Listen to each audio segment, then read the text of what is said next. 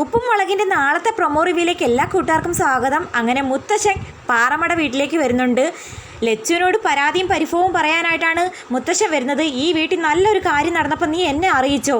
ലച്ചു ആണെങ്കിൽ അന്താളിച്ച് നിൽക്കുന്നു. എന്ത് നല്ല കാര്യം? ആ സമയത്താണെങ്കിൽ സിദ്ധു മുത്തശ്ശനെ കണ്ടുകൊണ്ട് ഞാൻ കെട്ടിപ്പിടിച്ചൊരു ഉമ്മ ഇരട്ടെ എന്ന് പറഞ്ഞിട്ട് ഓടി വന്ന് മുത്തശ്ശനെ കെട്ടിപ്പിടിച്ചൊരു ഉമ്മ കൊടുക്കുമ്പോൾ മുത്തശ്ശൻ ചോദിക്കുക ഇതാരാണെന്ന്. അത് കേട്ട് ചമ്മി നാറി നമ്മുടെ സിദ്ധു. ലച്ചുവിനാണെങ്കിൽ ചിരി സഹിക്കാൻ പറ്റുന്നില്ല, കുനിഞ്ഞൊന്നും ചിരിക്കുന്നു. കുറേ വർഷങ്ങളായിട്ട് നമ്മുടെ സിദ്ധു ഗൾഫിലല്ലായിരുന്നോ?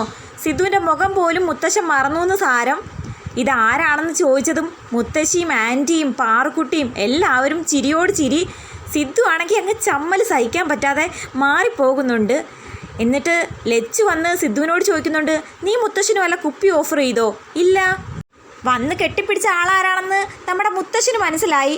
അപ്പം സിദ്ധു അല്ലേ വന്നിരിക്കുന്നത്, അതും ഗൾഫിൽ നിന്ന്. അപ്പോൾ ഒരു കുപ്പിയൊക്കെ കൊണ്ടുവന്ന് കാണുമെന്ന് പറഞ്ഞുകൊണ്ട് അവിടെ എല്ലാം തപ്പി നടക്കുന്നുണ്ട്.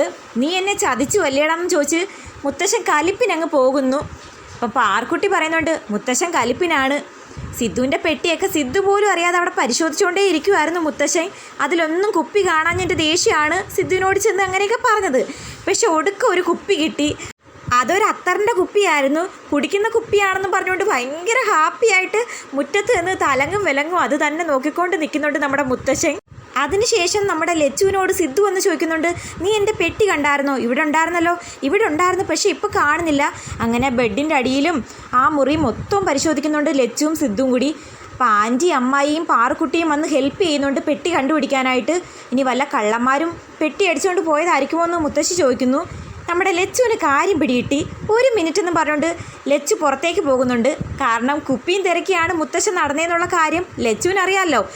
പെട്ടി മുങ്ങിയതിൻ്റെ പിന്നിൽ മുത്തശ്ശൻ തന്നെയാണെന്ന് ഉറപ്പിച്ച് മുത്തശ്ശനെ കണ്ടുപിടിക്കാൻ ഇറങ്ങിയിരിക്കുവാണ് ലച്ചു. അപ്പോൾ അത്തറും പിടിച്ചുകൊണ്ട് മുത്തശ്ശൻ പറയുന്നുണ്ട്, ഇത് തന്നെയാണ് സാധനം, നല്ല സാധനമാണെന്ന് തോന്നുന്നു പറഞ്ഞുകൊണ്ട് ചിരിച്ചുകൊണ്ട് നിൽക്കുന്നുണ്ട്. ഇനി അത്തറ് കുടിച്ച് വല്ല പ്രശ്നം ഉണ്ടാക്കി വെക്കുമോ എന്തോ.